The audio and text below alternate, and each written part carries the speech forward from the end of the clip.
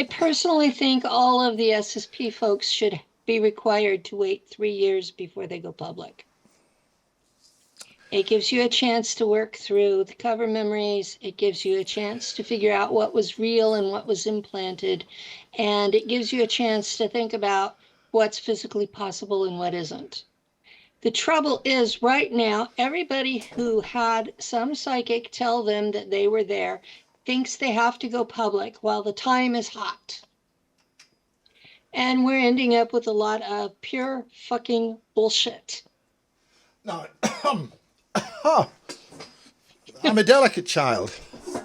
Well, I was a delicate child, and then I wasn't that. I won't cuss on air if I think about it, but I do have a potty mouth.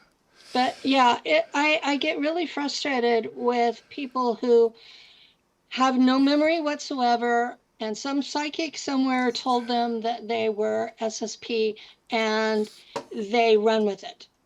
That drives me nuts. Because I'm the one that I have the flashbacks at night where I wake up the neighbors screaming. This is what I'm juggling. I tell the truth as I know it, and I do my best to not disrespect anyone else, especially if I think they're telling the truth as they remember it. Now, whether those memories are accurate or not, that leaves a lot up in the air. Then here we go. It's okay. Penny, I thought you did really well on that 2.5 hours. But we're also promoting the Full Disclosure Space, the Full Disclosure Now conference next July. Yes. So we'll wave that flag. I was so delighted to be invited, and I've met a whole bunch of new people, and it's really good. Well, it's great to have that latitude of thinking and expression. What we were trying to do was have the people who actually tell the truth have a conference together without all the agents. Now, there were lots of agents in the audience because you're not going to keep these people out. Well, if they're polite and they pay their ticket, they're more than welcome. That's coming through the front door, as opposed to the back door. If they come through the front door and they don't shoot at us, then I have no problem with it. Not being shot. Definitely a positive. That's a good thing. Yeah, I can work these things out. I can work out that not being shot is definitely a lot better than anyway. Yeah, several of us were shot this last time, but our thing was there is a tradition in the disclosure movement, whether it's ufology or SSP or super soldiers or even the Anunnaki and starseeds. There is this tradition that the keynote speaker is an agent. And we tried to change that. That was what we were stopping, and that's why we got so much opposition, was because none of our speakers were agents that we knew of. Some of the people for the Full Disclosure Now conference received those kinds of messages. I think it was 7 of them that we had on the wish list were told they would be killed if they came. So this was, and from the time it was announced that I was a keynote speaker until a month after the conference. Sorry, did I deliberately mishear you saying a keynote? Yeah, I was. A keynote. No, you misheard. I know. I deliberately misheard. I deliberately misheard. Okay. I have never met Colonel Aquino. I have heard a whole lot of stuff about him, most of it bad. Well, ranging from bad to very bad. And I'm not sure what was real and what was gossip. And so I generally don't refer to the man. Well, I interviewed him for 4 hours on the telephone. Did you? And I got the phone number. Now this is a former MI6 front agent called Yeah, Christine Joanna Hart. She didn't want me to mention her name, Christine Joanna Hart. Told me not to mention her name, Christine Joanna Hart.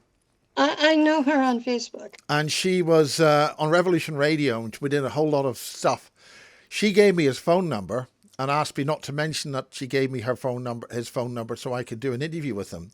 And I decided that rather than say you're a really, really bad person, everybody hates your guts, and you're a nasty, nasty, nasty man, I thought that if I said that, it would be a very short interview. Probably. So I didn't.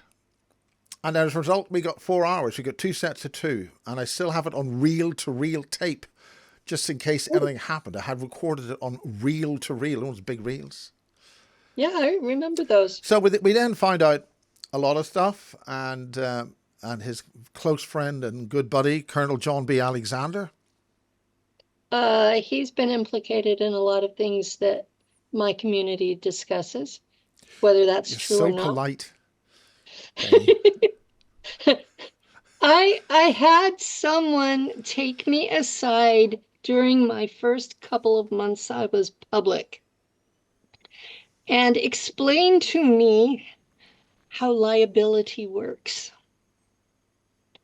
And that because of what I was talking about, that prison terms are a very real thing. So, Well, take it away. What do you want to say? But yeah, this particular person is a distant cousin of mine, and he's my tutor. And he said, you need to think about all these legalities when you speak. And so I just learned what I was and was not allowed to do. And I have been threatened with jail anyway. I'm 69 years old now. I'm in poor health. I would not survive prison. Well, I have folks who make an effort to keep me healthier. But getting shot would do, and other energy weapons every so often doesn't help. So, did that happen with you in the previous part? I think you mentioned the Drago, not Drago, Drago. His name is Drago. Yeah. Drago Reed. He's a tattoo artist and SSP whistleblower. And he used to be on cable TV. He's actually a well-known star in the United States.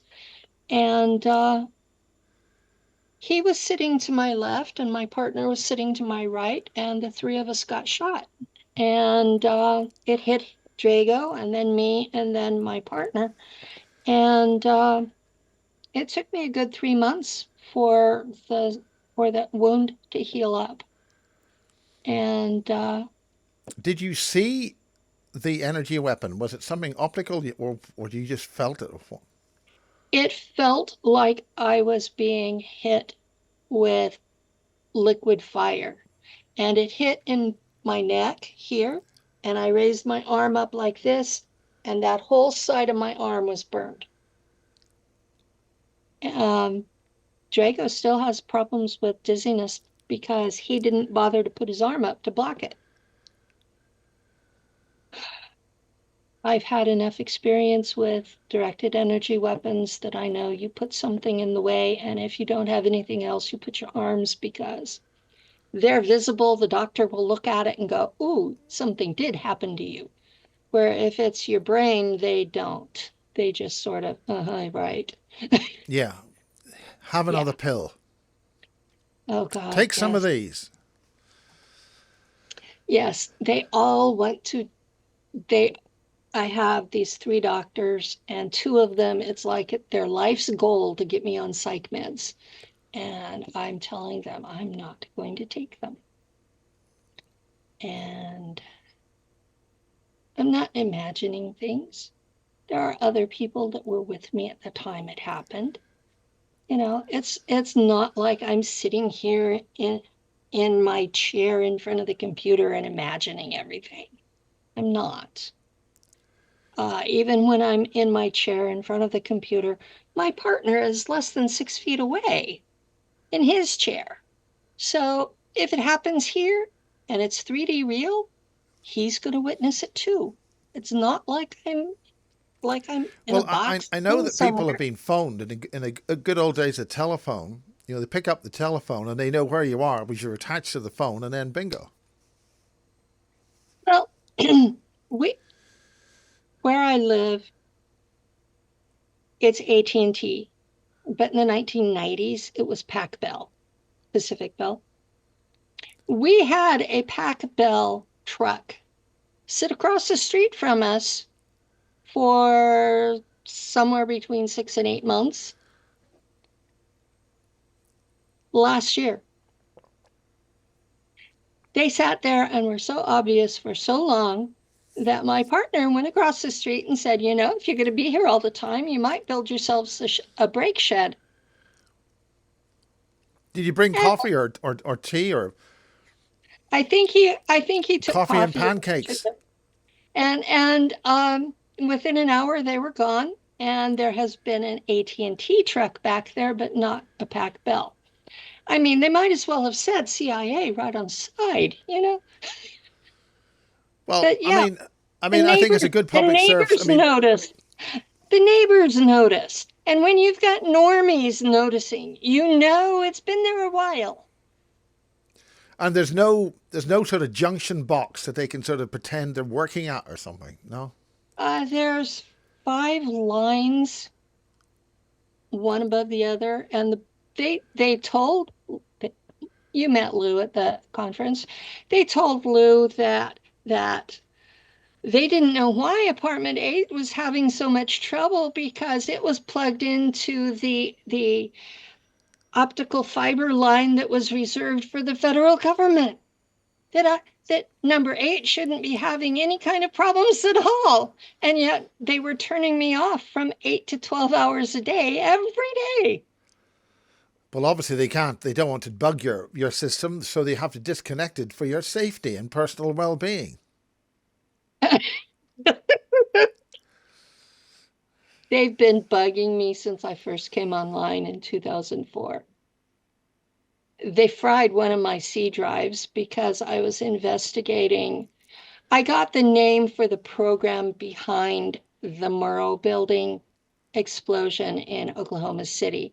And I plugged it into Google to search it, and they fried my C drive. So I won't tell you what the name of that is because I don't want that to happen to you. Well, But I mean, it's a long time ago. You can tell me nobody's watching. I mean, we're here in Great Britain, the land of the spied on, and you go to jail if you say boo. Oh dear, I've said boo. oh, yes, I've been noticing the stuff in the media coming out of UK, and I understand Mr. Elon Musk is referring to it as a fascist dictatorship. That needs to be done.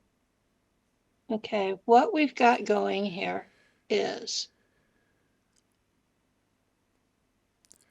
the United States, Prussia, and Tsarist Russia were allies from the time of our revolution against Britain until Teddy Roosevelt was president.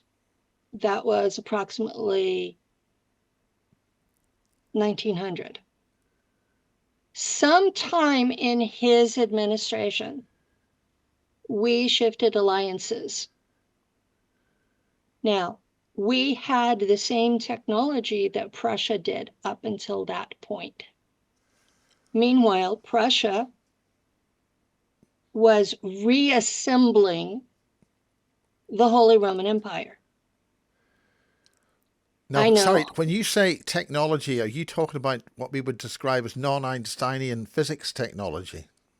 Yes, I'm describing what would be called Prussian physics, um, non-Einsteinian technologies.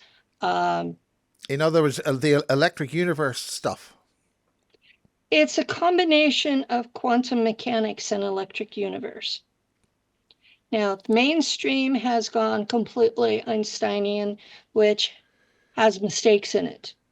It has deliberate errors. It's bogus. Serious mistakes. Okay. Deliberate mistakes.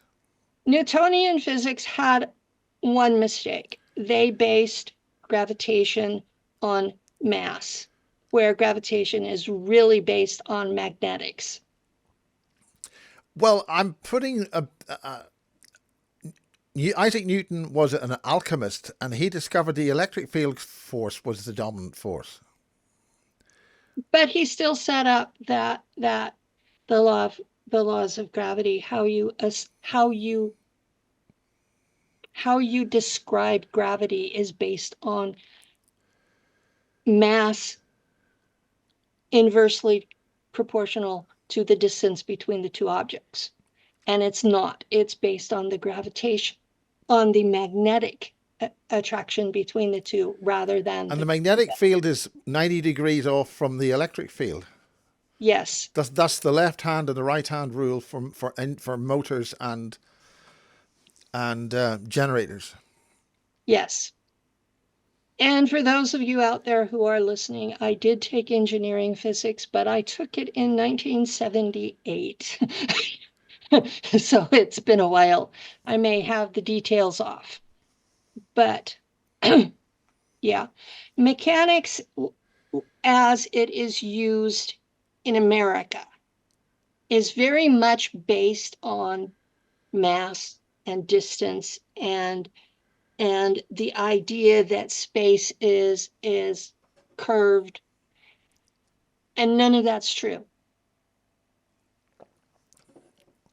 And there are specific details of Einsteinian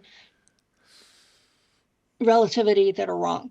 First of all, the speed of light is not a constant, and it becomes less of a constant the faster you go. He should have kept his ether constant, which he did not. And space is not a vacuum. And it is full of charged particles. And they are kept constantly in balance. So if you go either positive or negative, you're going to end up with an electrical firestorm. You have to maintain that balance with anything you do out there. The other thing he never talked about is there are critters out there that are evolved to eat those particles, to feed off of the energy differentials. And they use that instead of chlorophyll as their energy source. I think Harold Couch-Vela mentioned biophotons. Yeah, biophotonic energy.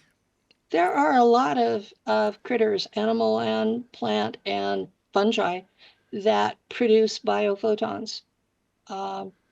They will literally glow in the dark.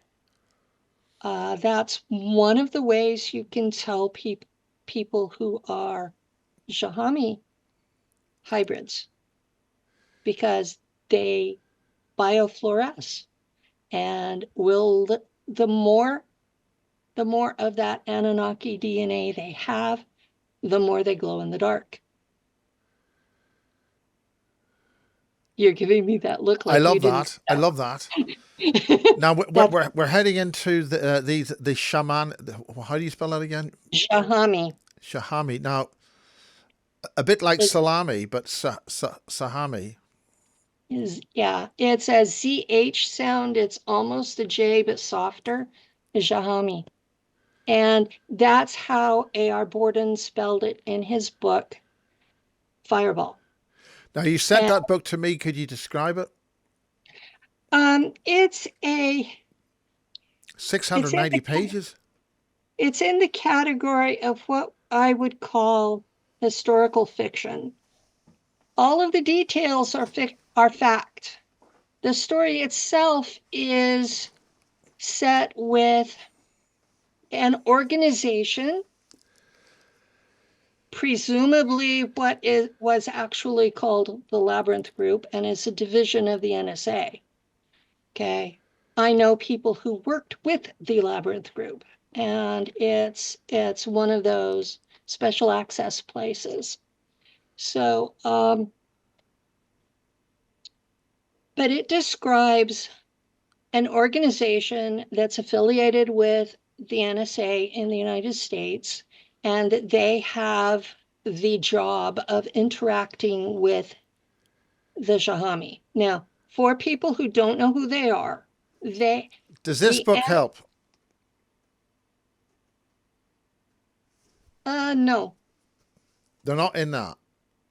I don't know if they're in that or not, but what I've seen of that book, most of it's inaccurate. Okay.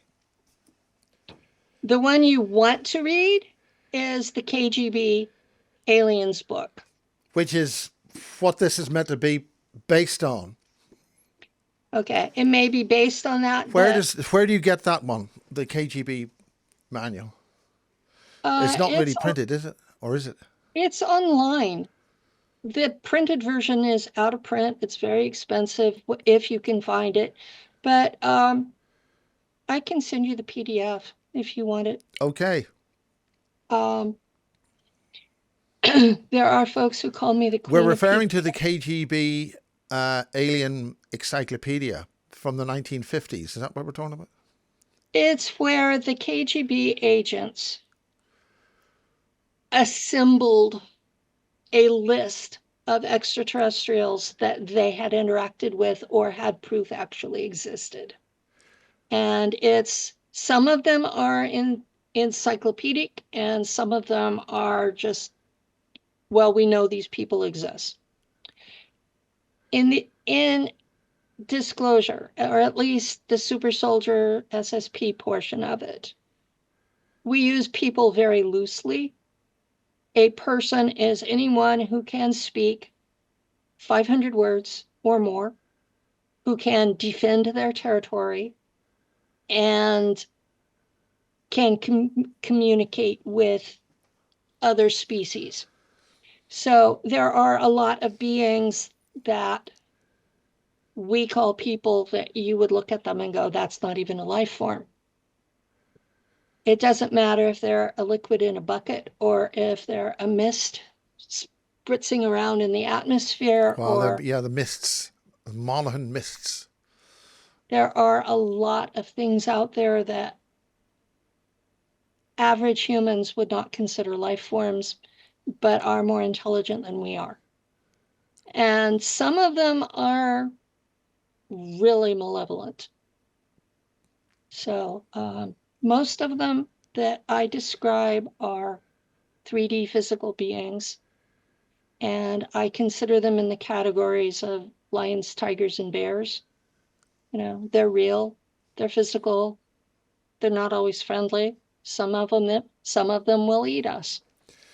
Well, I mean, a polar bear ain't friendly if you piss it off, or it needs to have a meal, you know. Yeah. Tigers eat humans. Lions eat humans. I live in an area where we still have bears. Bears will eat humans. You know, we're talking about physical beings that are predators. So that's reality. And Draco eat human. So do Anunnaki. Yeah. If you look in the Bible, in the Law of Moses, it talks about that what opens the womb belongs to God. And under Moses, there were animals you could sacrifice instead of the baby. That's because the Anunnaki eat humans. They eat babies. So anybody that thinks these Anunnaki types out there are innocent simply hasn't done their homework. It's even listed in the Bible. So, okay, keep going. And this is to basically educate the freedom movement people so they understand the context of why things are happening. Yes. The Anunnaki were a collective. They were a group of extraterrestrials from different places. You have canids from Canis Minora. Example would be Anubis. You have felines from Lyra. Example would be Sekhmet, who, by the way, was noted for having blood rages where she would kill hundreds of thousands of people at once. You have avians. Example would be Are Horus. these Corey Good avians? These are, Shouldn't say that word. blue avians were first mentioned by, I just blanked on her name. She did Voyagers. That was her book. Yes. Okay. They were first mentioned by her. So he was plagiarizing her. So whether they have physical existence as blue avians or not, I'm in doubt. But there are a whole category of beings out there. Some look like hawks, some look like secretary birds, some look like other things. I was going to say the example of an avian would be Horus, because falcon head, or Thoth, however you pronounce it. Thoth. Yeah. Jehuti, which was what they called him before that. He was shown as a human person with a bird head. Was that a And caricature, or was it something that they placed, as a means of description? I'm not sure, Anyway, because let's continue. all of these Anunnaki, they show them with human bodies and then an animal head.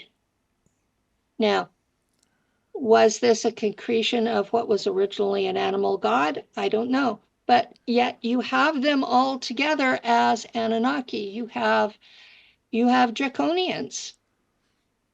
And these are not just Egyptian deities, they're also shown in the Sumerian and Assyrian and Persian after them. Some are even still shown in Armenia. These are all part of this assortment of beings that were working together, and these are the Anunnaki. Now, there was one group of them that looked like us, except they were taller, a lot taller. You're talking 12 foot or something? The ones that were born on their home world were 12 foot. The ones that were born here were around 8 feet. So that even the ones born here were taller than the average human, which at that point was 5 foot. So, you would know looking at them that they weren't one of us. Would that refer to a lot of the indigenous tribes that were in America before the Europeans arrived? There were giants, really tall people then. They talked about having killed them off because they were eating them. The giants, the red-haired giants in the New World, were eating the native peoples. And so the native peoples killed them off on purpose in self-defense. Yeah. But yeah, it would be the same racial stock, and or hybrids between them and us. And even the Bible talks about there were hybrids between them and us. So we're talking about the Shahami are the ones that we look like. And the Bible calls them the Elohim. And these are who the Bible says created us. We're the Elohim. And that's why we look like them. So from what I can tell, all of humanity's sky gods were Shahami. So we're talking about these are our gods. These are who we worship. These are who set up our religions and set us up to be slave labor under those religions. Or as the Bible puts it, you were created to serve God. Serve under any other name is still slavery. So what we're looking at here is we have masses of people all over the planet who are still in service to these sky gods, Anunnaki. And they're fighting over which sky god is superior to the other.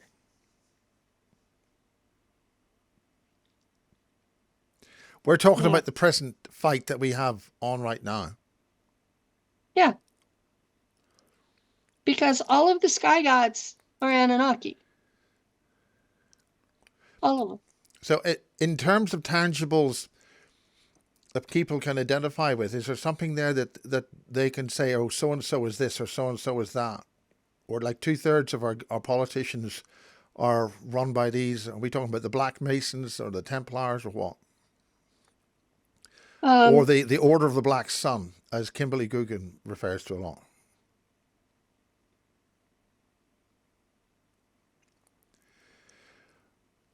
The American politicians are almost all of them members of the Council on Foreign Relations. There is a worldwide group that are part of the young global leaders who were trained by the World Economic Forum. And both of these groups are Malthusians. Malthusius was a guy in the 1700s who believed that human population growth was exponential and everything else was simple addition, and that we would eventually get to the point where that we had eaten ourselves out of house and home. And so his followers, the Malthusians, have infiltrated most of the elite, and their main goal is to bring our population, total population, below 1 billion. That's why they are cutting out farmers, because farmers supply food. And if there's no food, people will die. And that's their goal, is to kill off all but 1 billion of us. All of the billion that will be left will be those who are submissive and do what they're told. So people like me who fight back, I'm at the top of their kill me list. Well, you're also talking to a lot of very brave women who are running grassroots and freedom movements and things. And we need to know what we're dealing with. What we're dealing with is the Malthusian movement, and you can find that on Wikipedia, so you can get some real, they actually have some decent references for it. So you shouldn't get in trouble for looking that up. I think Bob Osborne has referred to it, a more recent version of that is the Fabian agenda. The Fabians overlap with it, yes. Aldous Huxley, all that lot, the technocrats. Yes, the technocrats. There are the Malthusian heresy is, I think, the underlying core of all of the anti-life movements. That's the carbon zero movement. Yes, the carbon. Oh, yeah. We are the carbon they want to get rid of. Yeah. And which would therefore mean that they're not organic life. If you read Klaus Schwab's book, The Fourth Industrial Revolution, his goal is to have himself downloaded into a robot. And that's also the Soul Catcher program that British Telecom were talking about in the late 1900s, and the late Dr. Robert Duncan. Yes. He was in that. Actually, Dr. Robert Duncan, I knew him. Yeah, I knew him. We had him here. He didn't like me. Oh dear. I never found out why he didn't, but I was well aware he didn't. And But I at that read time, some, were you too close to the NSA or the SSP or whatever? uh, he had real issues with the whole SSP thing. I think that was the problem. Right. But his books, I have a whole presentation, well, a whole set of presentations about mind control technology, and his books are the foundation of the first introductory presentation Because, on as I say, what what V2K can be used for. And he was part of Project Satan, whose entire goal was to do touchless torture by overlaying the brain waves of people in severe pain onto normal people and basically putting you in death throes with nothing wrong with your body. I've seen And that happen to some people, and I that think was it's like he a spell. Is it some? It's almost like a magical spell. it's almost like a magical spell, except this was his life's work. Yeah, And someone convinced him that he was going to go to hell for it. And so he decided to whistleblow. And then his people used his program on him. yeah. And he was pulled between the pride of what he had accomplished intellectually versus the practicals of how it felt having it used on him. Bit like Oppenheimer then. Yeah. So Dr. Duncan was he was an interesting person, and I Very followed him. sorry that he's been taken out. I am too. Yeah, when you mentioned on Facebook that he had passed, I just sat and sobbed. Even knowing he didn't like me, I still had a lot of respect for him for what he was trying to accomplish. It has to be hard when you realize your life's work has done nothing but cause pain. Well, we had him here in 2015, and he did 2 hours, two presentations here, and it Yeah. was great. Yeah, I've seen his presentations and Yeah, they're excellent. I have followed your work for years. Sorry. there's no pill for that. That's an old joke. But continue. I think the idea is to focus on tangibles that a fresh audience can use and understand, and you're doing really well. Okay, the tangibles are the Anunnaki are not your friends. The Anunnaki have been feeding off of us, actually eating us for the entire time they've been on Earth. Um, I have an altar that serves in a court that's run by the Galactic Authority. Uh, and that altar sat through trials of the Anunnaki who had been on Earth. And there were 8 of them that were not executed. The rest of the 1,000 that were on Earth have been.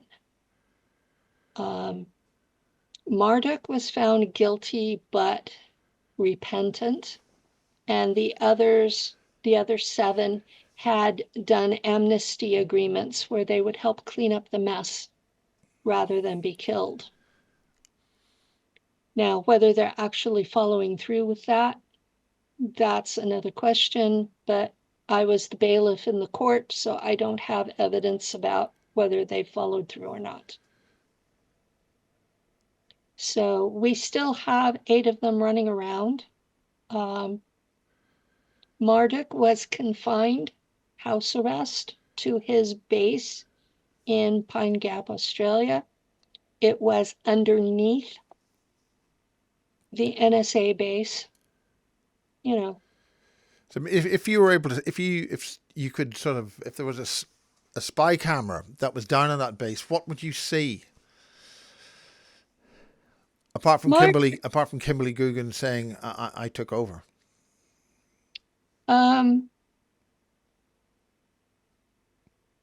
There's an entire base of his folks, people who followed him, his military, his children, because he's constantly making new babies, and usually with human females. He believes that he's a god and entitled, and he believes that he owns Earth and the solar system, and that it's just a matter of time until he gets control of them back. As a person, he's about 7.5, 8 feet tall because he was born on Earth. And he has very pale blonde hair. He has gold. They look metallic gold, his eyes. His skin is paper white and shimmers with colors for his moods. And he glows in the dark, that bioluminescence we discussed earlier. He's extremely telepathic.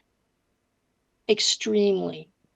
If he gets in your head and decides to talk to you, he is so loud you cannot hear anything else. You cannot think. You just want it to stop. You'll agree to anything just to make him shut up. What techniques would one use if that was to happen? I don't know of anything that works. But that was how he controlled the elites, was through sheer telepathy. He would get in their head, and they would sacrifice their children to make him shut up.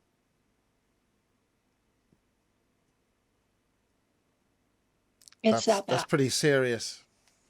It's serious. He's not a nice person. He thinks he's entitled to all of this. He was raised that he was going to be the next king, and then he wasn't. And he has an attitude about it. And he can be very sweet and charming and manipulative, and then turn around and just drop you in your tracks. I've certainly not experienced people like that before. I've experienced him. Yeah. In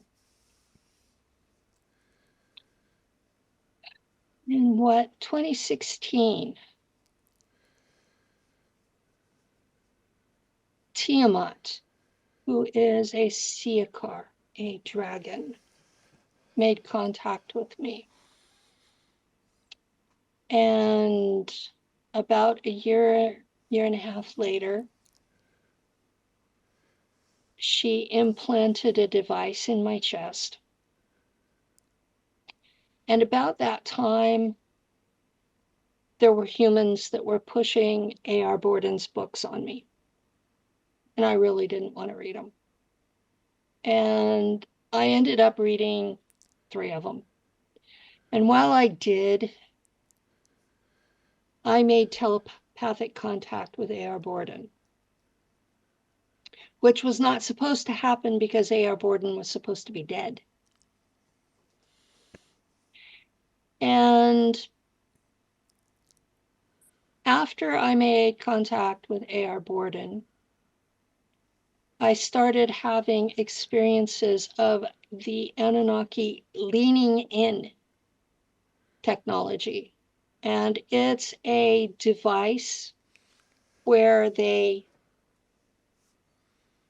take their consciousness and put it in a holographic form and travel. So they are still in their home world, and yet they're in my living room. Is that like a Merkaba, or like a craft, or is it like bilocation, or what? Like when you remote view? It's more like bilocation, because you can touch them; they feel physical. And I've had such encounters with Marduk, Enki, Nengishzida, and Nanar. And Nanar was king of the Shahami at the time. Nengishzida is now. But I was never sure what my charges were, but Nanar had me picked up by a ship and taken to their homeworld. And I was put into a device they called the Truth Machine. And while I was inside that, they told me that I was an abomination and that they were going to give me forever death. And they started peeling off my altars, recording the memories, and then destroying the altars. And they had destroyed 2 when the Germans in space showed up. Now, at the time, I had absolutely no idea why the Germans came to rescue me. I was absolutely beyond grateful. But I didn't know why they were there. A year or 2 later, so that happened in 2018. And a year or 2 later, the Queen Mother of the Draco Empire summoned me, probably astrally. It felt physical, but it was probably astral. And she informed me that my past life self had saved her life, and so she owed me a life debt, and that was why she sent the Germans to rescue me. So at least I finally got an answer to that one. But I had partial memories of having done something like that. So this wasn't a total out of the blue shock, but it was, I figured it was a past life. It didn't matter now, but apparently it did to her. So I've been dealing with Draco and Anunnaki ever since. And in some ways, it's like they're fighting over me, and I don't understand why. I do know that they're fighting over Earth as well. What can the... Neither one are good guys. And I think that's the most important thing you need to know, is they're not good guys. None of them. They all eat humans. But one is not apparently much worse than the other. So while humans tend to deify the Anunnaki and demonize the Draconians, the truth is they're 2 peas in a pod. They're just fighting amongst themselves and expecting us to take sides. And I think us taking sides is a mistake. I think we need to take advantage of them fighting to get free from both of them. Absolutely. Yeehaw. So, humans have never ran their own affairs. Humans have never run Earth ourselves. We were given the illusion that we were, because slaves that don't know they're slaves are happier. It's time They're to more stop. pliable from a sociological point of view. Yeah. We need to stop being slaves. So how do people do that? How would freedom movement people explain this to an audience? How do we contribute passive resistance by using our minds to actually de-exist them or give them a bad day? There are a lot of different ways. some of them mentioning will get me put in jail. Well, let's mention everything that's going to be practical. Passive non-resistance. I mean, passive. You know what Gandhi did in India? That worked against the UK, didn't it? What the African Americans did in the 1960s worked against the American government. It was not exactly passive. It was resistance. It was more nonviolent, because if you're violent, then their actions become justified. Yes, it gives them an excuse. And at least in the United States right now, they're looking for that militant kind of a response, so they have an excuse to lock us down and do the United Nations type of control, martial law. So we don't want to be the revolting peasants. There will come a time we may have to be, but at the moment we don't want to trigger that. Now, you need to know the technology is so advanced, they don't need to chip us anymore. Explain all that. Okay. People are correct that you have a frequency you live at. They're not correct that you can change it. Your personal set of frequencies, the frequencies at which each of your organs operates, is so set in stone that the CIA uses that to track the SSP people. New Age is wrong. Okay? They don't need to chip you because they have your frequencies. They get them when you're born.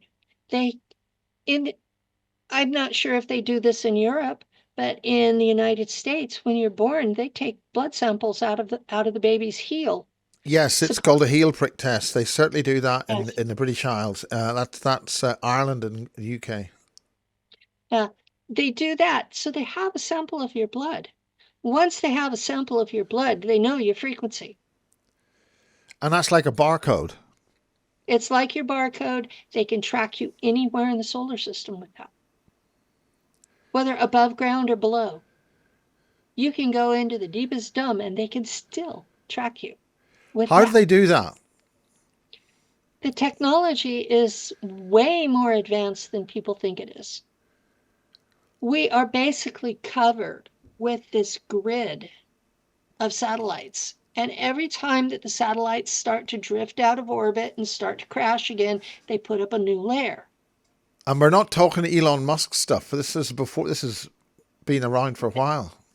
This has been going on since the 1970s. They called them communication satellites. But a lot of them are actually militarized. They have weapons up there too.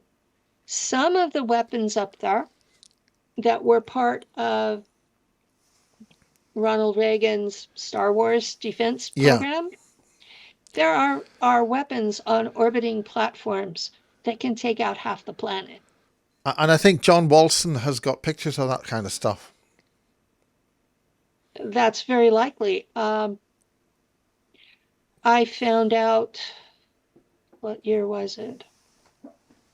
2018, I believe it was. I found out that I was chipped into that system with the devices that can target the planet.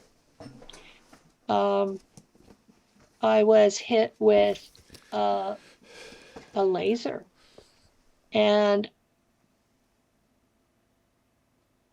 oh, cool. I had not seen those. These are brand new. This is a black and white version. Far above space time.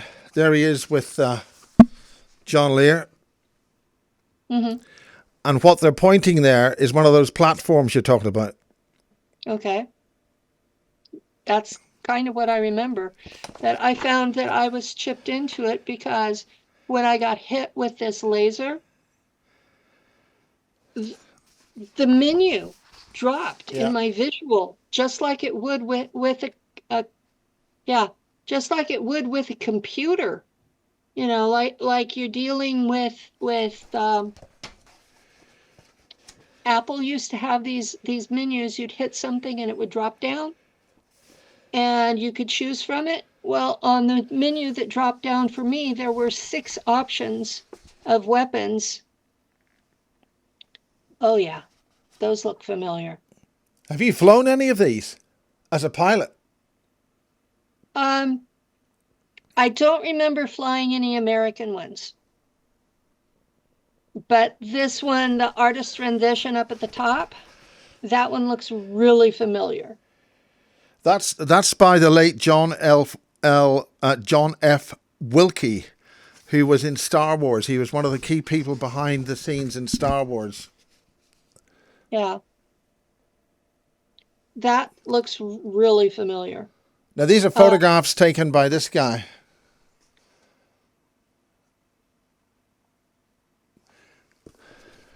John, and he's...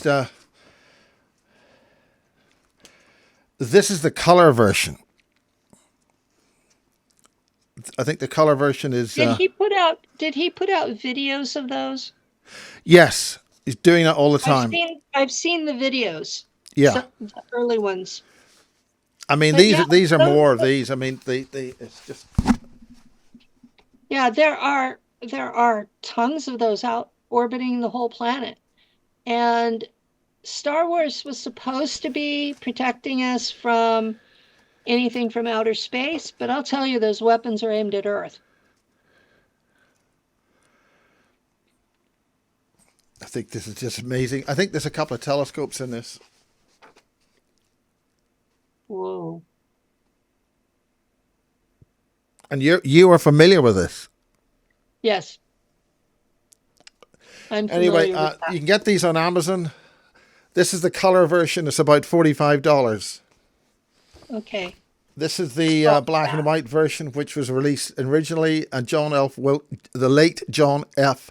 Wilkie and John Leonard Wolson. It's about $15. 25th anniversary, far above space and time. Okay. I will look for those. Thank you. But there's a lot of technology out there. Another thing you have to put on your worry list. Just tell us the whole thing. Eric Hecker actually worked at South Pole Station for a year. He paid for Lou and I to come to his house for a week, and we went through his boxes of documents, photographs, and he brought home the user manuals for what he worked on, because it was changing out from Raytheon to another company, so he got to take the manuals home with him. He has boxes of these things, and we spent a week going through it all. So he's telling the truth.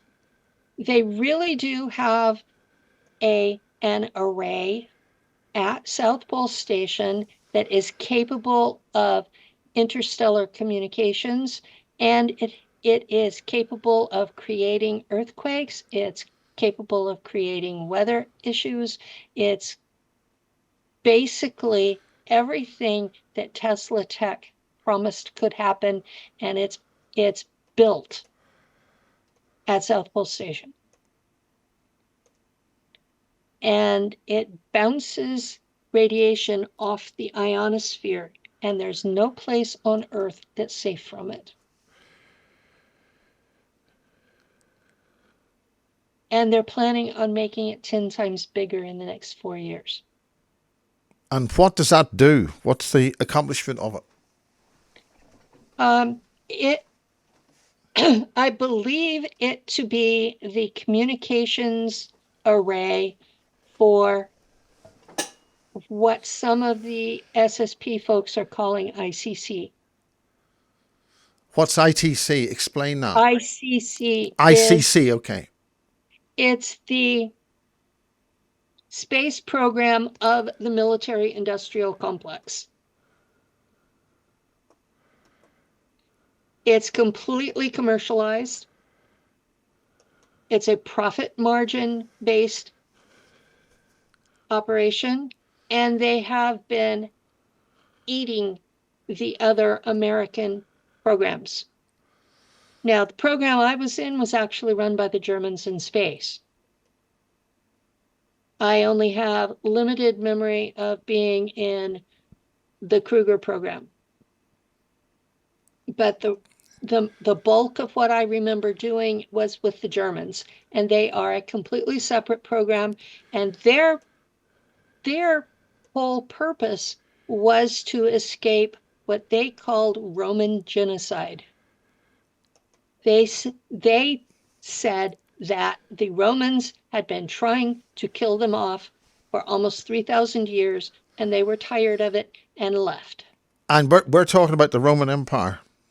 We're talking about it started with Romulus and Remus, that stuff. Yes, it started with the Roman Empire, then it went to the Vatican, then it went to Britain, and then it went to America. And they call all of that Rome.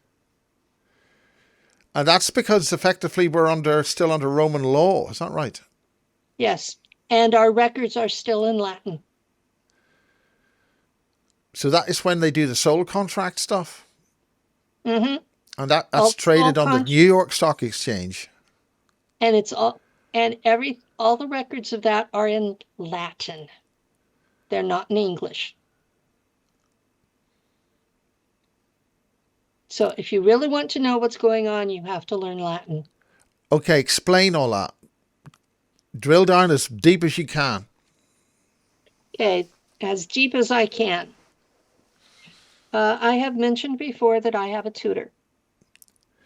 I was given a tutor when I had more than one line of descent from Robert the Bruce. And do you know Duncan Davis? No. Grid Keeper? He's connected with James Casbolt.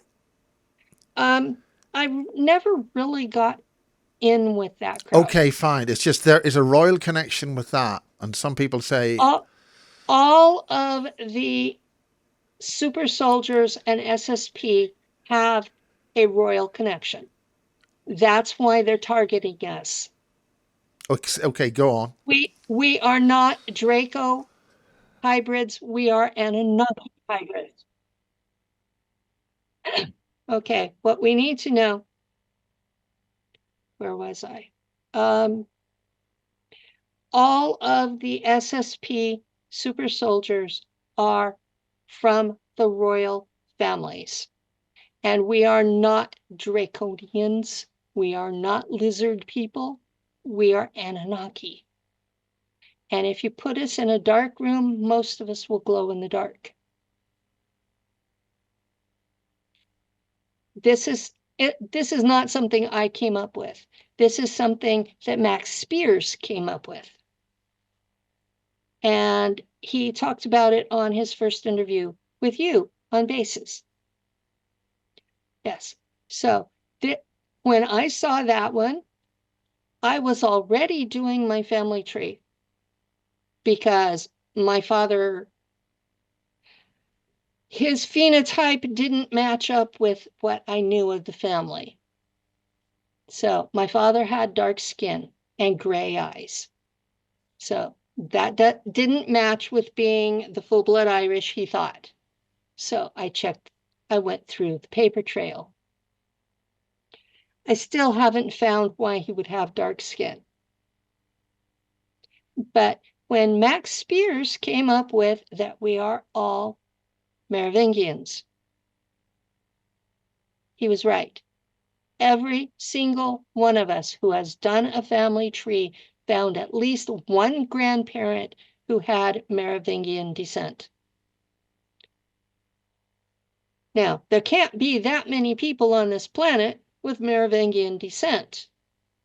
But even the people with dark skin, that are part of these programs. My former producer when I was on Global Enlightenment Radio Network, very dark-skinned black man.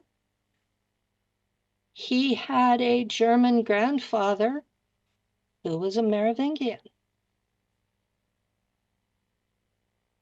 So yes, even he met the criteria. So it's a crazy world out there.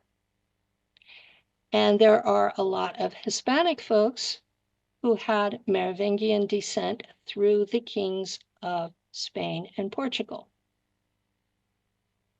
And I just blinked on the name of the guy. There's a guy out there doing research into the Knights Templar and their foundations in Portugal. Robert Seffer? No.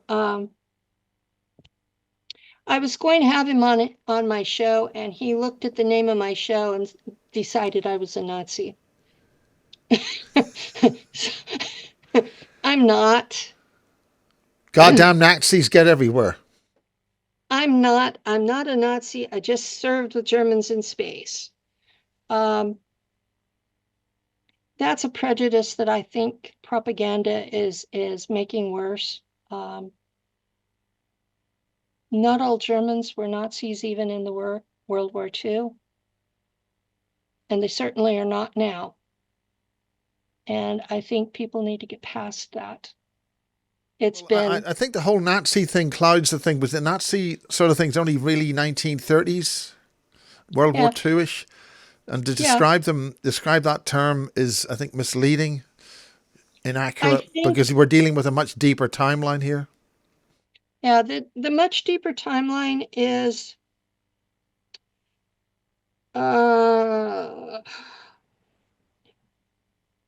the Rothschilds set up Napoleon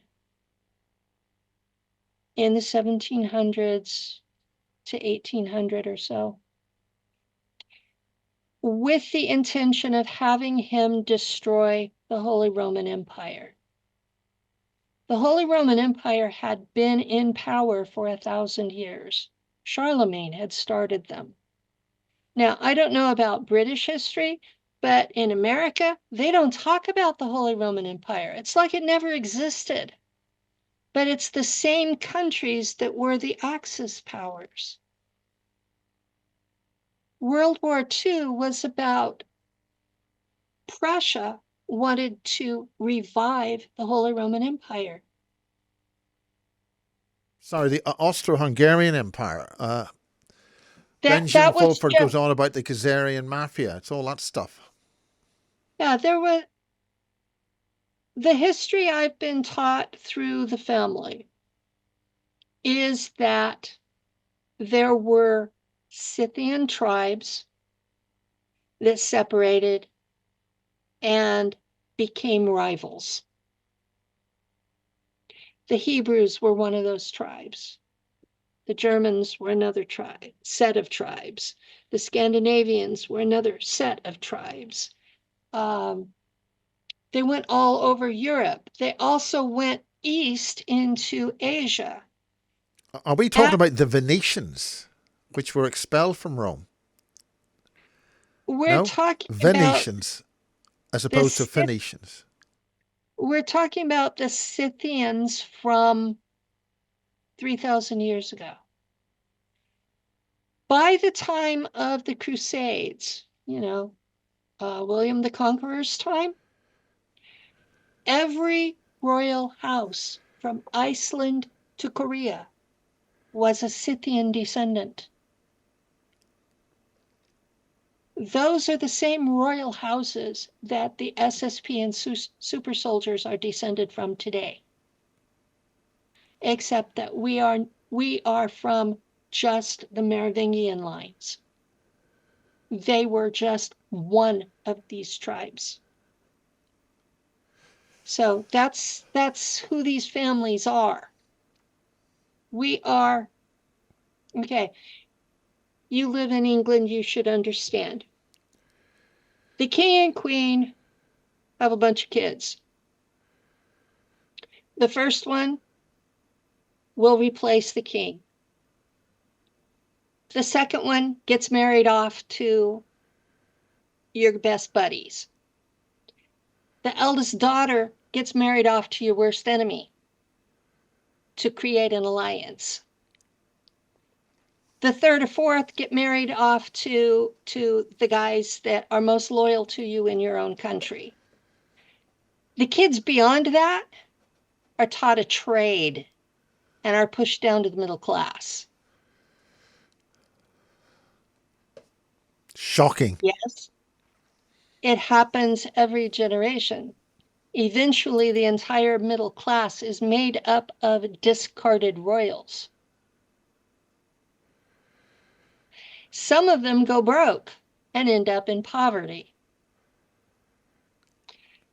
What the SSP and super soldiers are the descendants of the ones that ended up in poverty.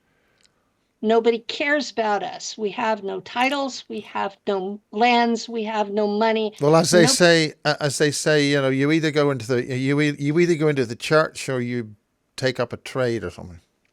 Exactly. And they call them princes of the church for reasons.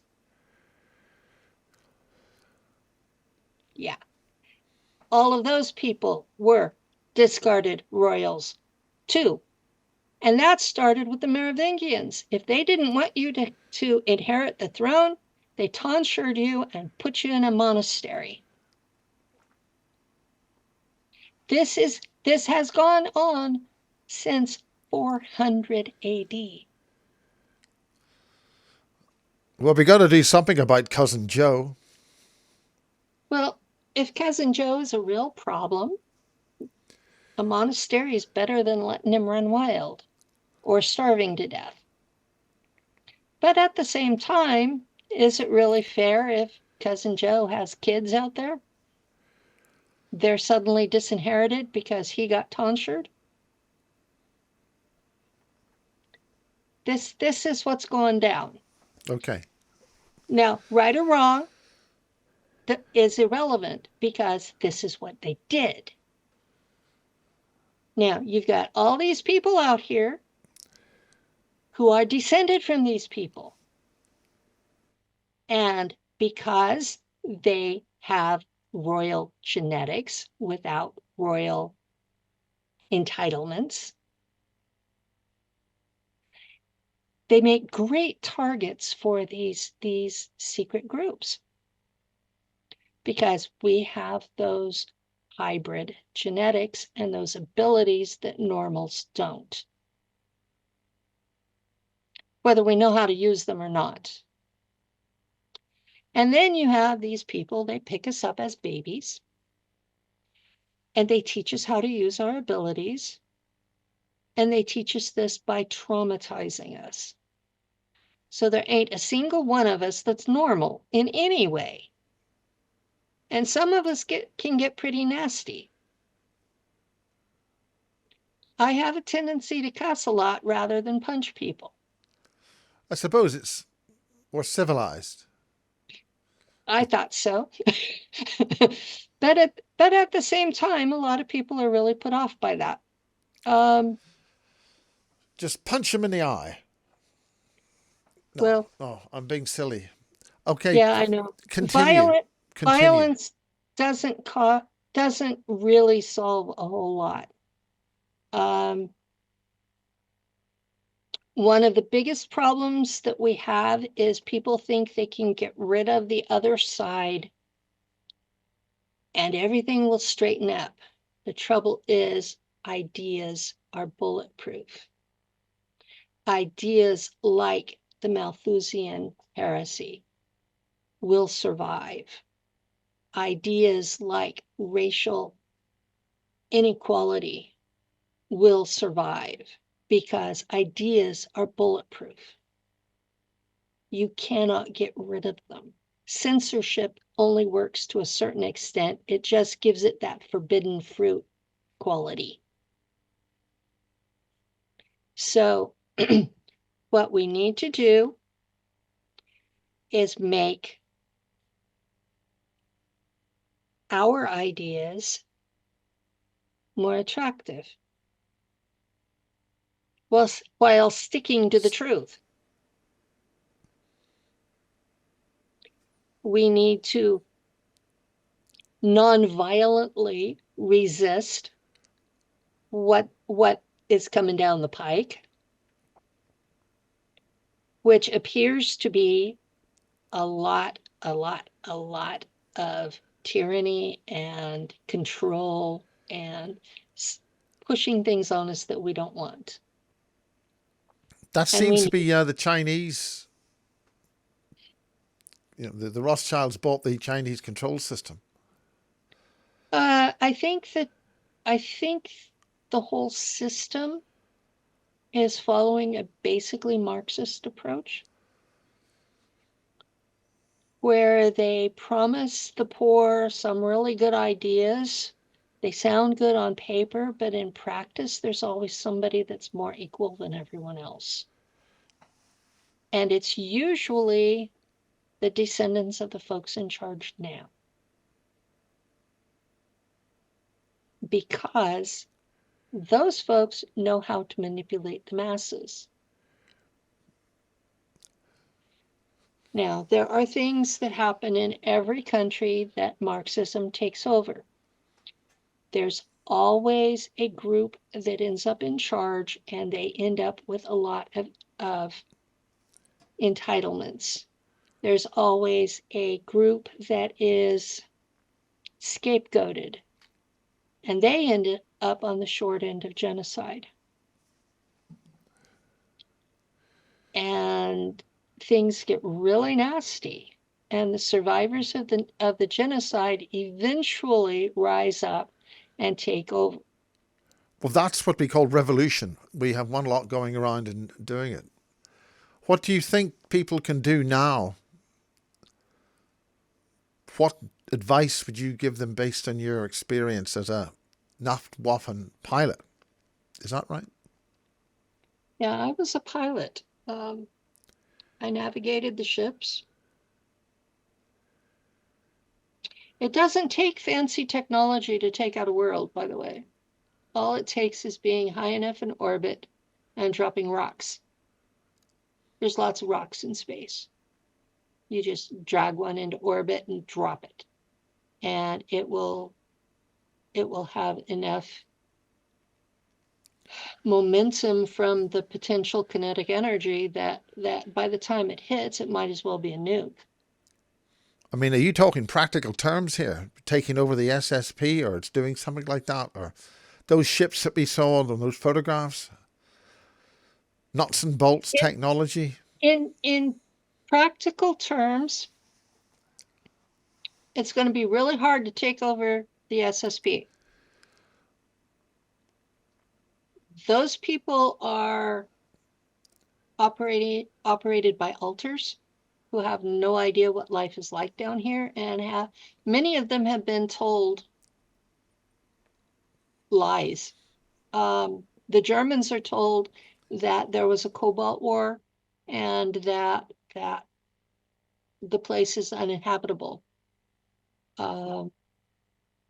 Yeah, the Earth and Mars.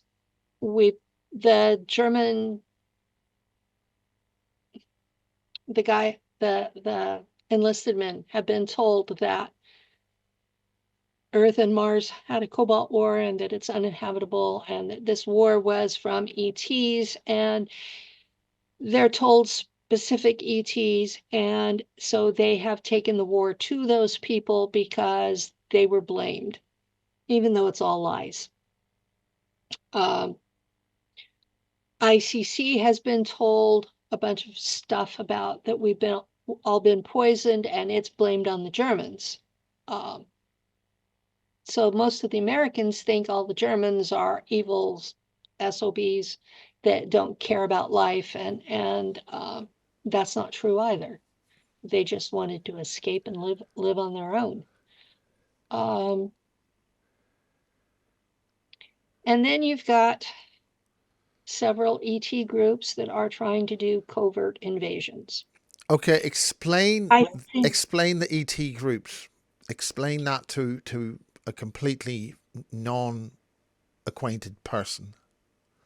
Okay, the tall whites are.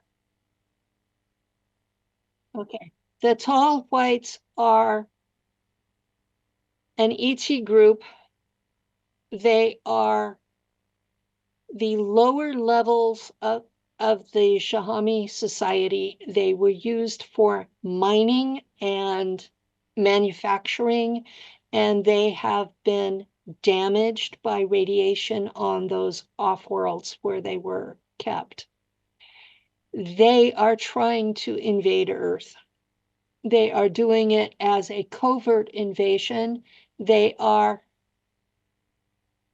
dripping their technology to the American Air Force in exchange for bases on which to operate. And in those bases, humans are not allowed to interact with them without permission. If they do, the tall white has permission to kill them outright.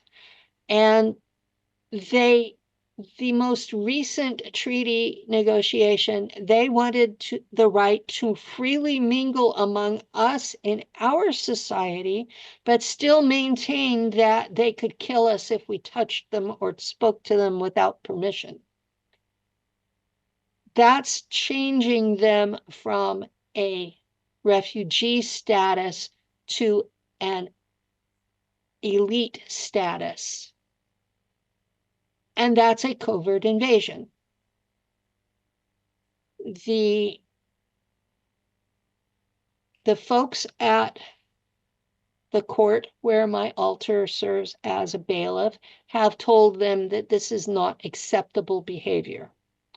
And there was a hearing about it where representatives from Earth said no. So that's having to be renegotiated. As long as the Air Force wants them there, there's not a lot the rest of us can do about it.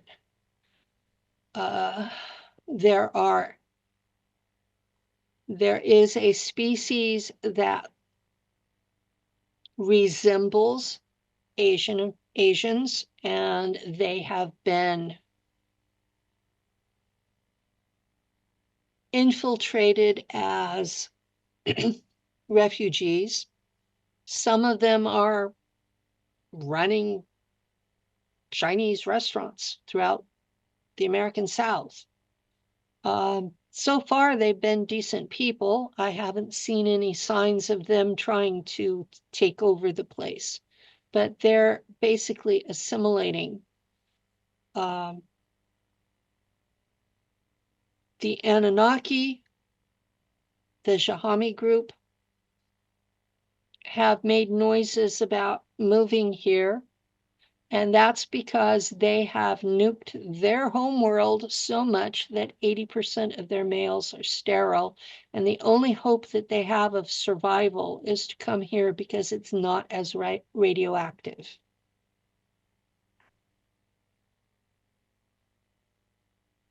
As far as I know, the Draconians don't want to live here. They're happy with the current arrangement of taxes every so many years. What do you mean by taxes?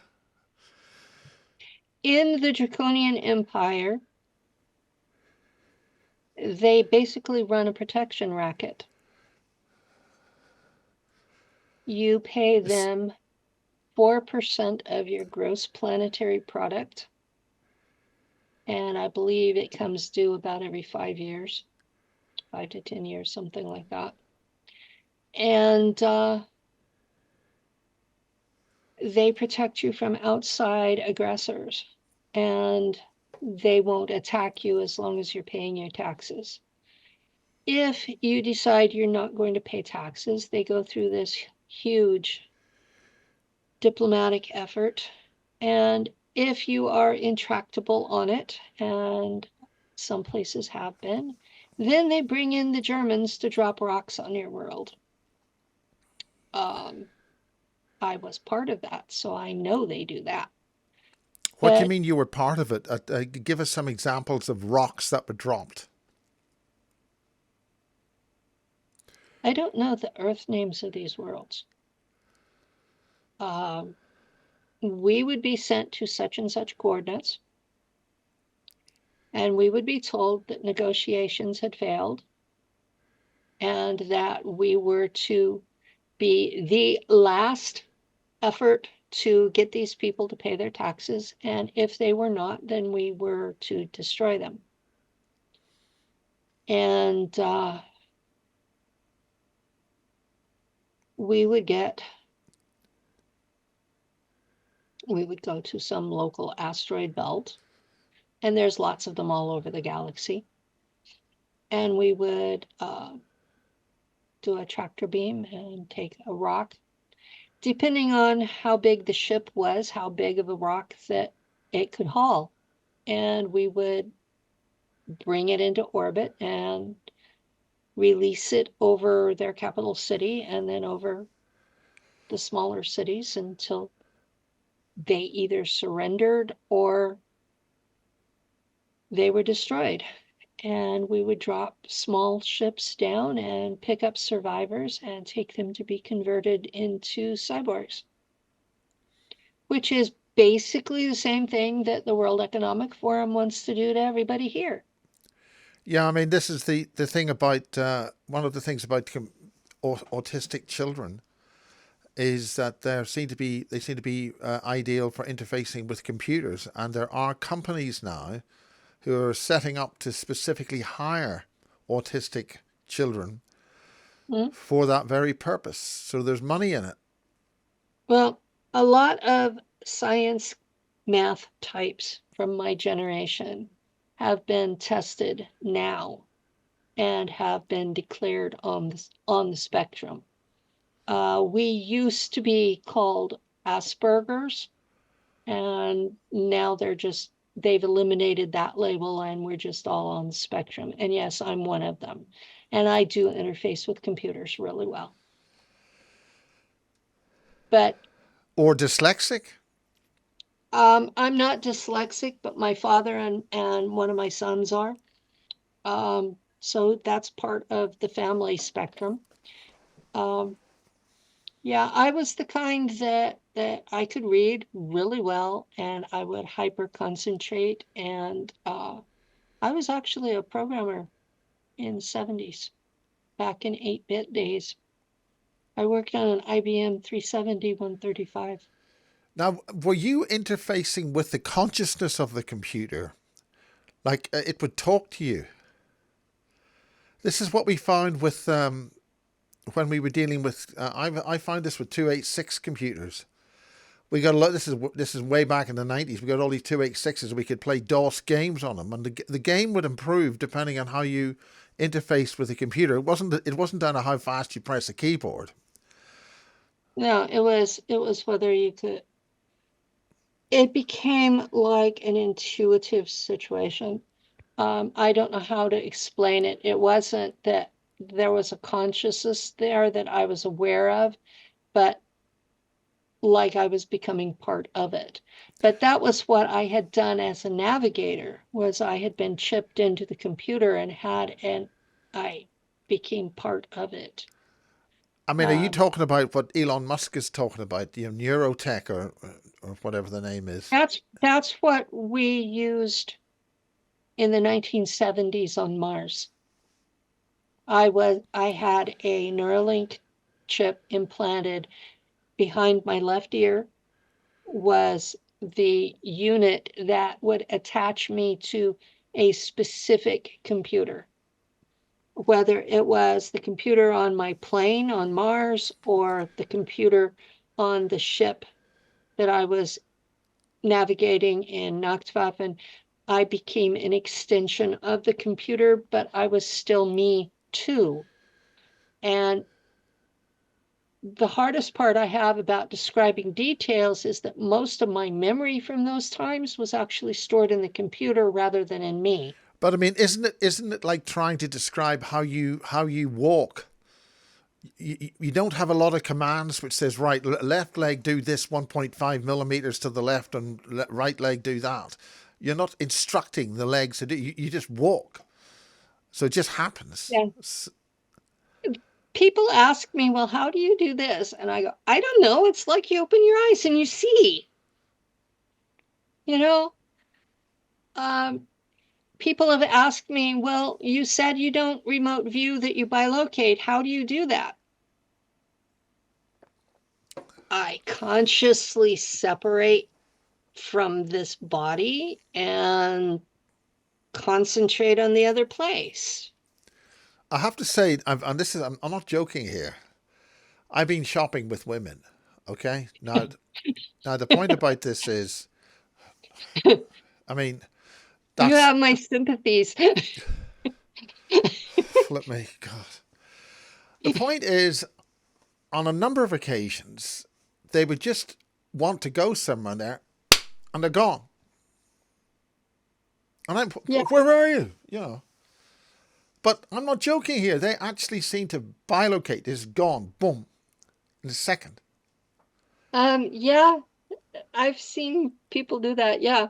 I'm sorry to bring this down to rudimentary levels, but I'm being serious here. I'm being I serious know about I know interface you. with the computer. The interface with the computer is much easier when you have a chip. But yeah, But I that do. doesn't help you shopping at TK Maxx or TJ Maxx you have in the States.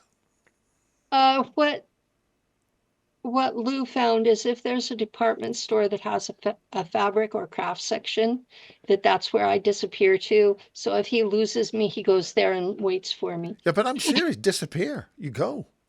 Yeah. I have. Uh, you've heard of Ogtellas.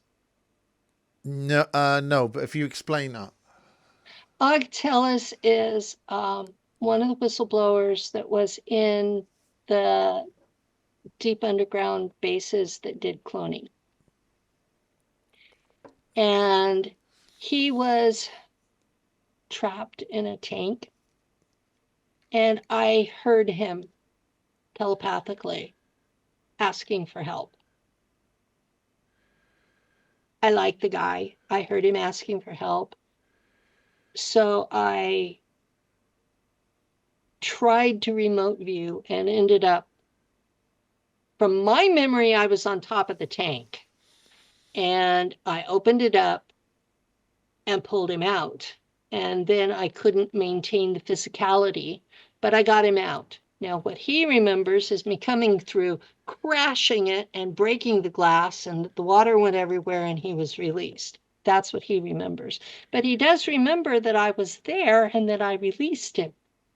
So the core function of it is the same story. It's just the details are a little different. So, but the yeah, point is, you know you can do it, so it happens. But if you know you can't do it, it won't happen. It's all down to your consciousness and your abilities. yeah, you have to have the abilities to do it. And that's genetically based. It's not just belief. That's why they're looking for the people with the Anunnaki genetics, is because they can do this. Now, is this the sort of thing that the tribe of Dan would have? High Yeah, Brazil. There's a lot of Brazils, so-called gypsy types, who seem to be sought after because they have got these unique abilities, and the military would use them. I've yeah. interviewed a number of It's people with it's that sort of connection. it's there's a genetic basis for it. Now you'll listen to some of these whistleblowers, they'll say, well, if you have the genetics, that's what they're referring to. And it comes down to percentage of Jahami DNA that you actually have. And this is, of course, why they have the DNA heel prick test. And then they know Yes, which children they go after, and then they take them out of school. And I mean, I've heard this so yes. many times in Yeah. here in England, and the same in Ireland, the heel prick test. They're doing the same thing in North America and Australia, at least. I've heard about it happening in China. I would call them the Commonwealth countries or the empire, so called. Well, the empire countries, and uh, I ha because SSP is also in Russia. There's a huge community in Russia that they eat up the American information. They're not willing to go public themselves, so we're not hearing their stories. But But they've always had very advanced stuff. Tim Refat released a lot of stuff in his book Remote Viewing, which was published 1999, basically mhm, 2000, and that two-thirds of it contains declassified Russian documents on their psychic warfare mhm. people. Uh, the set of interviews that I gave Thomas to upload to your site, those were interviews with a Russian translator. He works for their government as a translator, but on his side hobby, he runs a program for Russian SSP survivors. Explain what And those interviews are and what they're sort of called and what sort of length of time is required for those. um, we did 12 shows. They ranged from an hour to 2.5 hours. Okay. Um, he, I had a I'll shoulder. get Thomas to get on with that and get that on available because it's really important that. I had shoulder reconstruction surgery, and the CIA had broken my shoulder and told me to stop talking and told me to stop reintegrating alters, and they were really nasty. And I had seriously considered quitting. I had stopped doing interviews. And Alexander Cherkasov reached out to me and he said, "Well, your mouth isn't broken, is it?" Well, we've got to be pragmatic about this, and why not? And I mean, God, woman, and you got two shoulders anyway. Yeah, you got a spare. that was kind of his attitude. But isn't the CIA de facto German in the first place? Austro-Hungarian Empire, Prussian de facto? Um, yes and no. Good answer. Yes and no. Sorry, good answer. Guten Antwort. Um, but yeah, they do a lot of things that are straight out of the German playbook. They do other things that are worse than anything even the Germans thought of. And the biggest problem I have with them is they think they own me like a truck and they won't leave me alone. So they're continuing to take me while they're punishing me for talking. And I get contacted by agents who say, well, we have this and this and this problem, and this person has already killed all these people, and can you put a stop to her? And they think I'm supposed to drop everything and go take care of it for Look, I'm them. busy. I'm making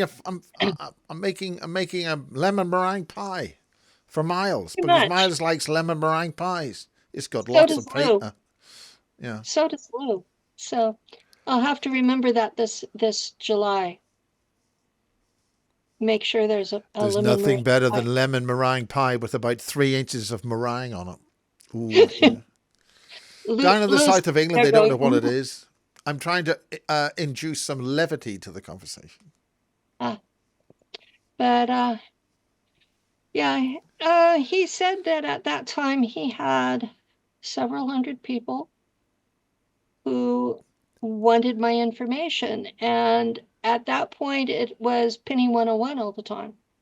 And it got to where it was like I was repeating the same thing over and over and over and over and over. And I told him, I'm not going to do Penny 101. And he says, that's okay. We've already heard it. We want some depth. And I said, okay, then we'll work on it. And there were things that I said that he didn't like, and he would argue with me. And there were things that shocked the pants off him. And he ended up having to edit a lot of things out because his then 5-year-old son would walk in, and we both agreed we did not want a child in the videos. And so there were lots of things. And then he would get questions from his group. And he had all of these on his Patreon at first. And our agreement was that he could keep the Russian ones because he translated it all into Russian. And that after 6 months that I would put the English ones on YouTube for free, because I have this thing about, I don't mind short-term people making money, but the people I talk for people to know it, not for it to be hiding behind a paywall. And I don't even put my own stuff behind a paywall. So yes, I understand that this is very expensive. So I'm not. Well, I'm not for the people, those. just while we're focusing on, I'm talking to lots of backroom people who are having people, they're getting very successful meetings of people turning up. They want knowledge and information. So Okay. we've run for about 1 hour, 50 minutes.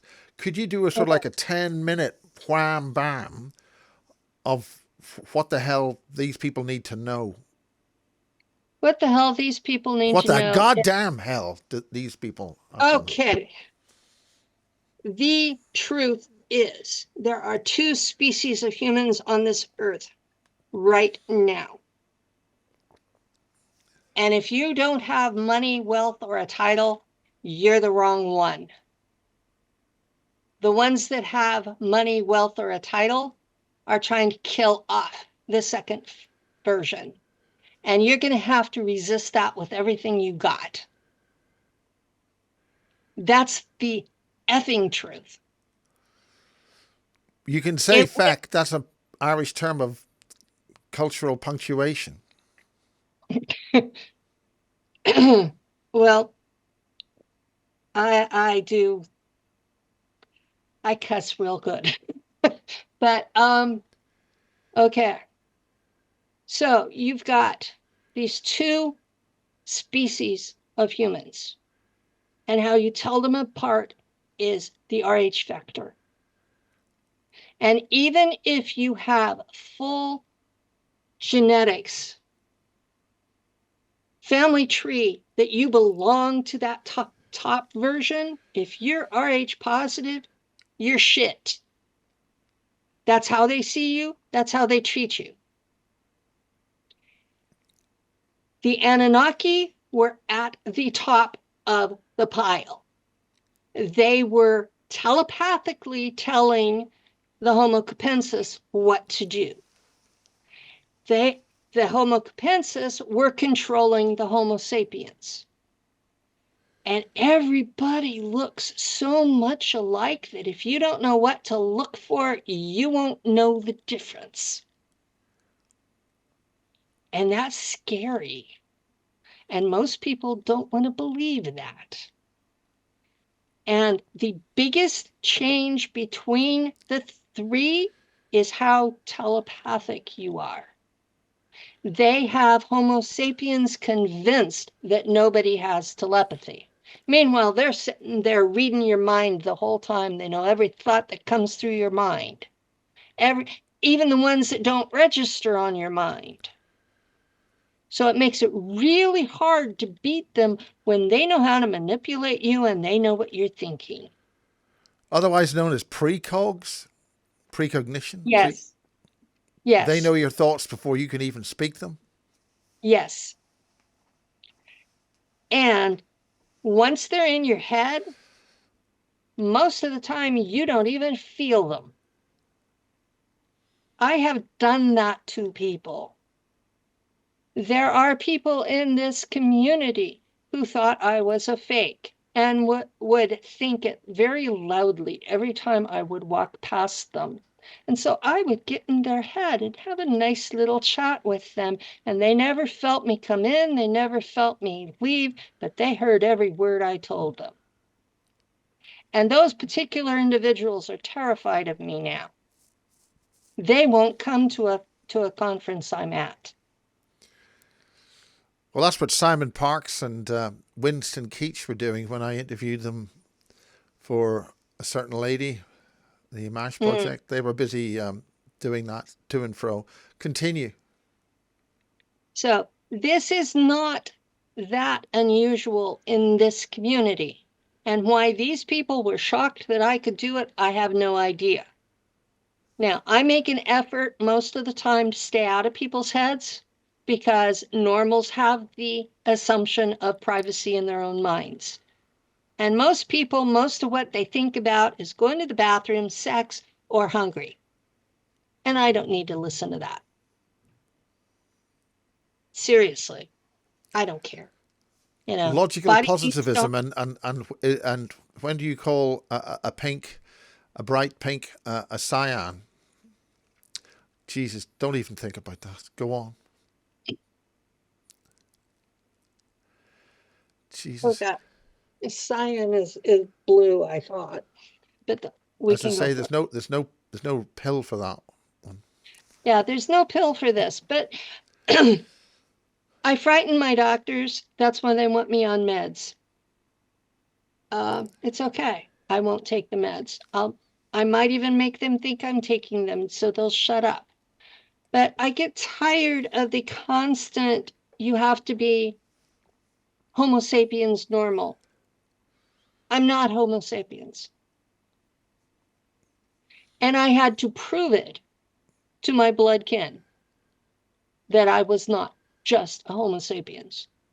And for them, you have an IQ test, you have a magic test, you have a history test, whether you can relate history to different perspectives. That's a good one. Oh, yeah. You have to be able to relate history to Homo capensis, to Anunnaki, to Homo sapiens, and then you have to give an objective history that covers it all. Yeah, that was fun. 10,000 lines on each one, yeah?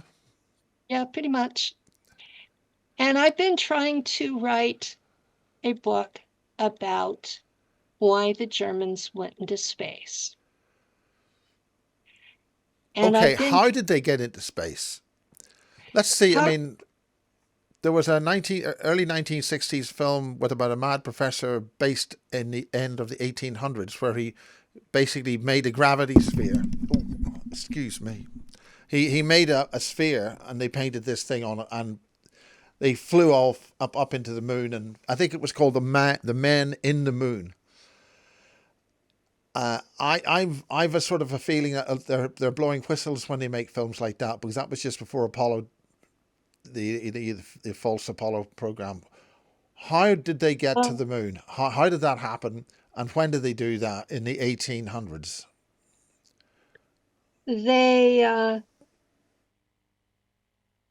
Schellberger was not who invented the Repulsina, because they had the Repulsina a good 80 years before Schellberger got credit for it.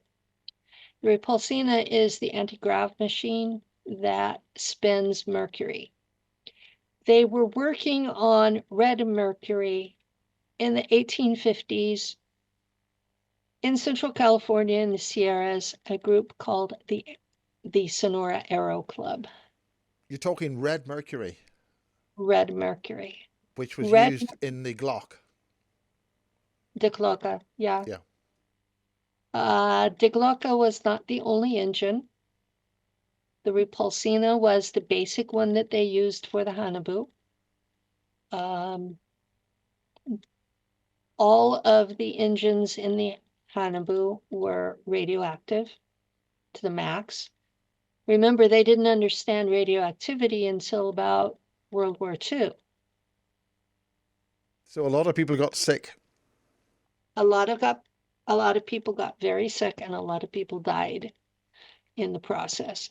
The red mercury was because as they would spin the mercury, it would transmute into gold, which sounds like a wonderful, wonderful thing, except that you can't spin gold and have an anti-grav effect, so you drop out of the sky.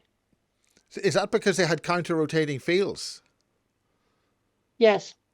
That's crucial. That provides scalar Uh-huh. bubbles and stuff, space-time bubbles. It would create a gravity well right in front of the ship so that you're constantly falling into this hole. So in effect, it's like a propeller. Yeah, exactly. It's like a propeller, except it goes horizontal instead of vertical in front. And it would create this gravity well in front of it, and you go. Now that's That's why. interesting because Stuart Sverdler was saying on an early interview with Age of Truth TV that the moon was brought here by I think the Draco, and they said there was Mhm. a black hole in front of it. But isn't that the same principle you're talking about? You're Same pulling it. principle. You're pulling it with a black hole.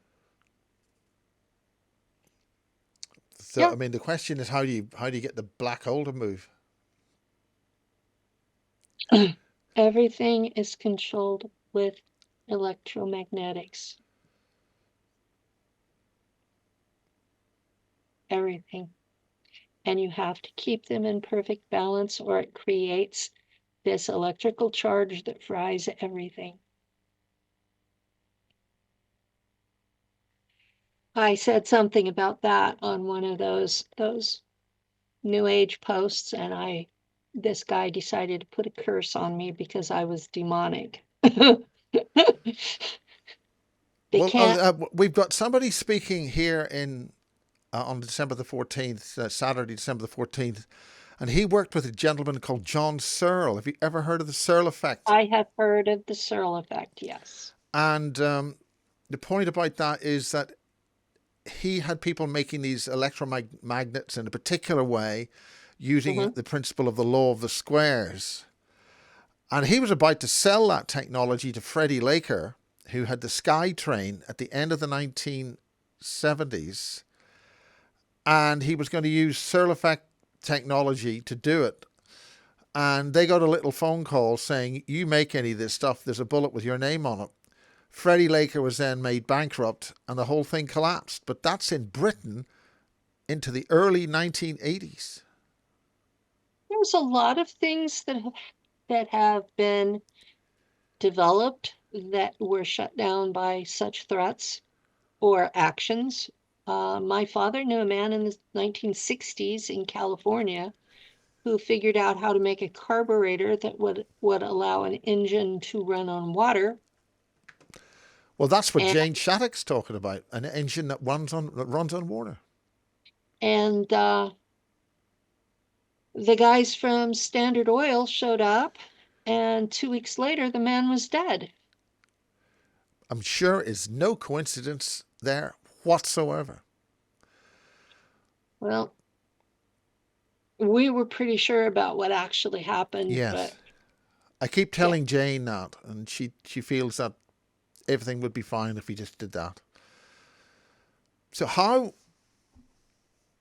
do you see telling these wonderful ladies who have got so much drive and enthusiasm to move and deal with things, what advice would you give them, Organize amongst yourselves, which they're doing? okay? Form cells like the old communist movement did. Form cells where you know each other, but you don't know the other cells. That is for your protection. Yes. If you are picked up, you cannot reveal anyone outside of your own cell. And it's okay if you use fake names. It is. Um, there are times I wish that I had used a fake name when I came public. Well, you're up in the public domain. I'm in the public domain. There's been a lot of attacks over the years. I've got a couple of Okay, people. continue to give those brave women, those The, people, the, the advice. practical. If you decide to do a public demonstration,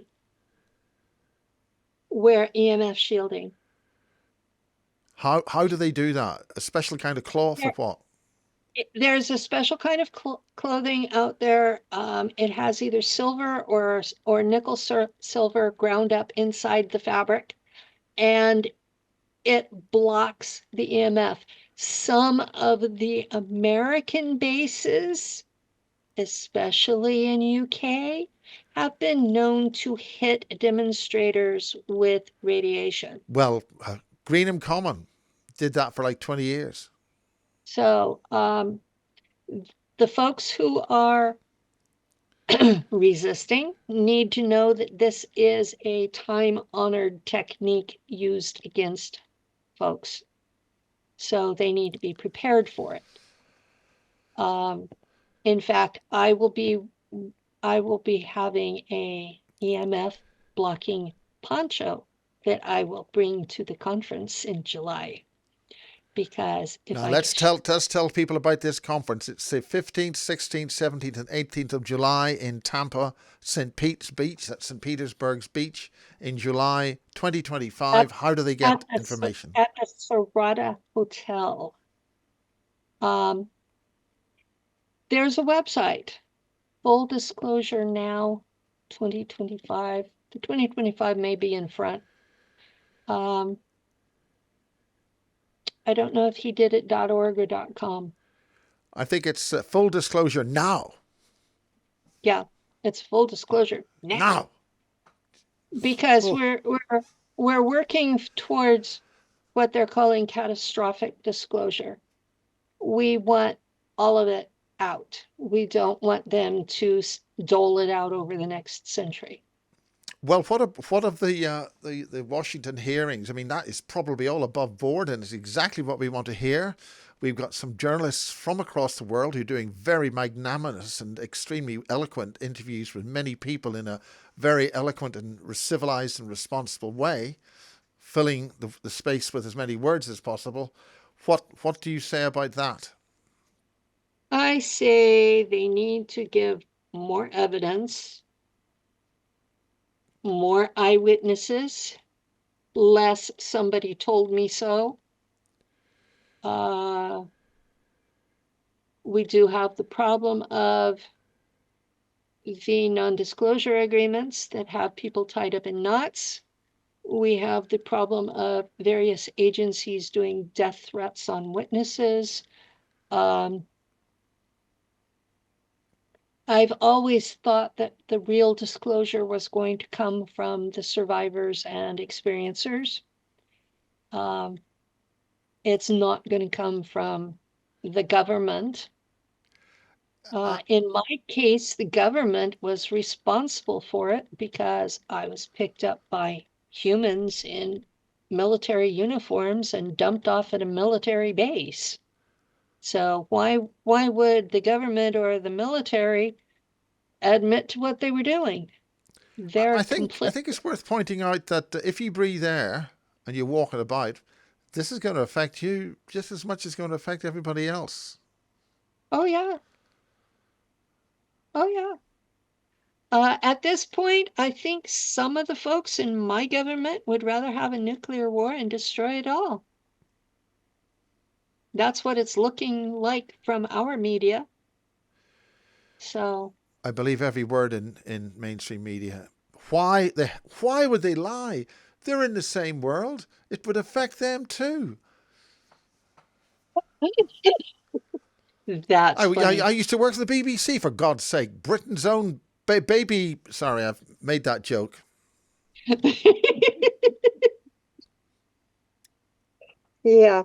Some people call it the Broken Biscuit Company and believe every word they say. The American government admitted in the Church Senate Committee in 1975 that the CIA had a program, Operation Mockingbird, by which they were taking control of the media. And I have not seen anything improve with the mainstream media since then. So I'm going to assume that the program that they admitted to then is still in operation. And Well, of that course, we should wouldn't have anything be, like that happening in Britain because, I mean, that sort of thing just isn't done.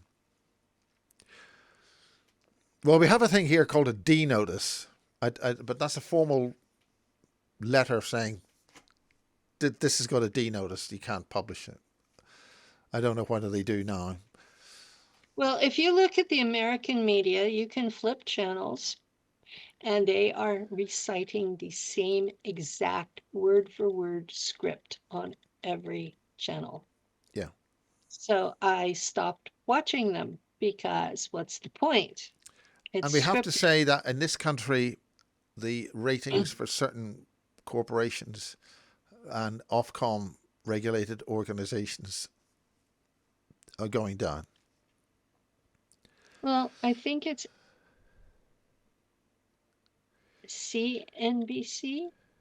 There's NBC as a Comcast organization, and in this country, it's Sky News, Sky Television. Okay, I think it's the NBC one that belonged to Comcast is being spun off because it's not making money anymore. I know, at least in my community, CNBC is considered to be not trustworthy. Um, Several of the mainstream medias, the legacy media, I believe they're calling it now, Yeah. are considered to be unreliable. I think you're And being very, very polite there, to be perfectly blunt. I perf I personally think that they're mouthpieces for the administration, and they tell whatever the current. And I think there has been an act in Congress where you don't have to tell the truth on the news anymore. Not that they didn't not Oh, tell the that truth. was there used to be a law that you had to give equal time to the opposition. Well, that's slightly different though. But That way, between them, you might get the truth. yeah, Uh, they stopped doing that in the 90s. And under President Obama, I think it was in 2014, they said that it was okay to use propaganda in the American news. And things did get a lot worse after that. well, obviously propaganda is the truth, so you don't need to have anything else. Right. Well, Penny, it's really good seeing you, and I think you guys are doing a really good job. Uh, Thank and you. I think what the whole team there it was really it's just so wonderful. Finally, when I got there to actually be with a bunch of people, so it's at the same hotel. Did it It's survive at the? the same it's at the same hotel, and it survived both hurricanes, Helene and Milton. And they say that it's going to be ready to go and better than ever. And And I'm not Tampa's a sure. brilliant airport, and you use the blue zone to leave the damn place. I didn't know how the hell to get out of it. How do you get out of this place? The blue zone. Well, what's the blue zone? The blue zone. Color coded. Yeah. Well, that makes it Well, I easy. do hope you'll have a hell of a lot more people from the UK and anybody who watches Bases. It really is the place to be. The Full Disclosure Now conference, and that's the place to be. And tragically, there is a beach. There is blazing hot sun and storms and warm water. Huh, it's Unlike in Northern Ireland, Florida. where you go through 3 heart attacks and a funeral just dipping your toe in the North Atlantic, but it's not like that there. No, this is on the Gulf, and it's warm, and it felt really good. Yeah. The sand is like really soft too. Um, yes, I got in the water. That was on my bucket list to be in the Gulf of Mexico because Well, I managed to do that. I live in California, so this was this was a big deal, my bucket list. Why And would I that went, be? Is the Pacific Ocean not a brilliant place? You get eaten by squids or sperm whales or something.